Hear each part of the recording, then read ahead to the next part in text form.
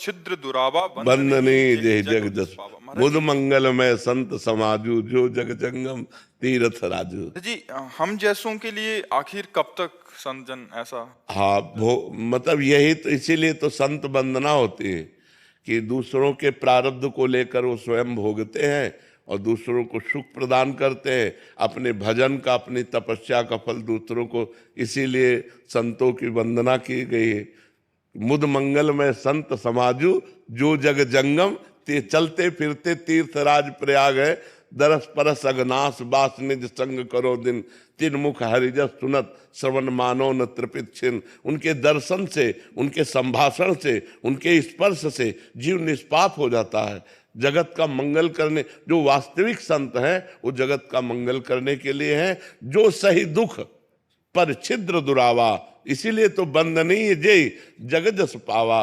जो नाना प्रकार के प्रारब्ध भोग आप लोगों के हैं, उनको लेकर के, मान लो कोई बहुत दुखी है तो दे अरे चलो चलो जाओ, ऐसे तो कह दिया, लेकिन उनके प्रारब्ध को अपने ऊपर ले लिया और अपने भोग रहे। नहीं, सोचो, पापी लोग मुस्कुरा के जी रहे हैं और रात दिन भजन करने वाले कष्ट पर कष्ट भोग रहे हैं। क्यों?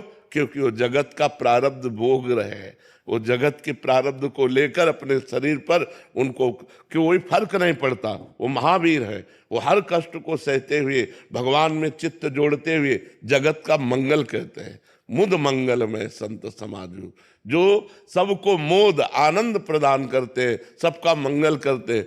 एक दोहा गाते हैं, संत न होते संसार में तो जल मरता संसार। नहीं, अगर ये भगवान के प्रेमी संत जन न हो तो इतना पाप हो रहा है कि सब नष्ट हो जाए। लेकिन जो आज पाप करते हुए भी सुरक्षित है, उसका कारण है भगवान का भजन करने वाले असली संत, जो भगवान के मार्ग में अपने जीवन को भगवान को समर्पित करके रात दिन भजन कर रहे हैं। दुनिया के प्रपंच से अलग है, और जो प्रपंच में लगा है तो फिर भजन कहाँ हो सकता है। जब सब प्रपंच का त्याग कर दे अंदर से, तब भजन होता है। वही संत है जो सब में भगवान का दर्शन करता है, जो केवल भगवान में लगा हुआ है, जो भगवान के चिंतन के सिवा एक मिनट भी संसार का चिंतन नहीं करता। वही संत है। जहां संसार का चिंतन हुआ वहां भगवान का चिंतन करता है। सीय राम में सब जग जानी, करो प्रणाम जोरी जुग पानी। ऐसे संतों के द्वारा जगत मंगल होता रहता है।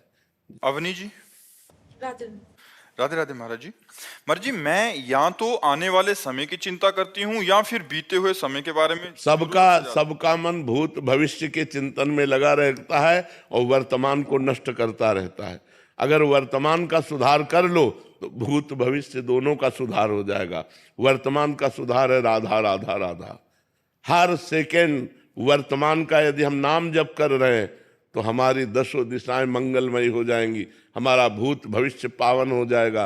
भाव कुभाव अनख आलसहु, नाम जपत मंगल दिशि दशहु। दसों दिशाओं में उसका मंगल होगा कहीं जाए, क्योंकि नाम पहारू दिवस निशि। रात दिन नाम का पहरा है तो कोई पापाचरण नहीं हो पाता, हृदय आनंद से भर जाता है और भगवान की कृपा प्राप्त होती है। इसलिए सब नाम जप करो। ये भूत भविष्य के चिंतन से तुम कुछ नहीं बना पाओगे। जो हो गया उसका हम चिंतन क्या करें, और जो होना होगा वो हमारी समझ के बाहर है। जा रहे हैं हम, 1 मिनट में मर जाएंगे, क्या समझ हमारी।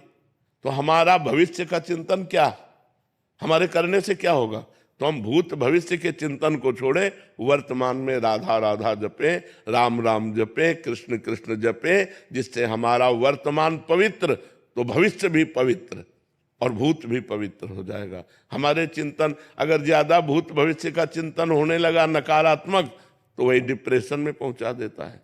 इसलिए नाम जप करो जिससे तुम्हारी बुद्धि पवित्र रहे और तुम्हारी सकारात्मक सोच बने। जो पॉजिटिव सोच है वो आनंद प्रदान करती है। कितनी भगवान की कृपा है हमारे ऊपर, भगवान की कितनी कृपा है कि अनंत जन्मों के पापों का धीरे धीरे से नाश करा के और मुझे अपने पास बुला रहे हैं।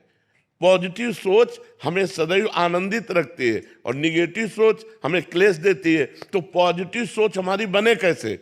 पवित्र हृदय में पॉजिटिव सोच आती है, पापी हृदय में निगेटिव सोच बढ़ती है। तो हम अपने पापों को नष्ट करें नाम जप के द्वारा।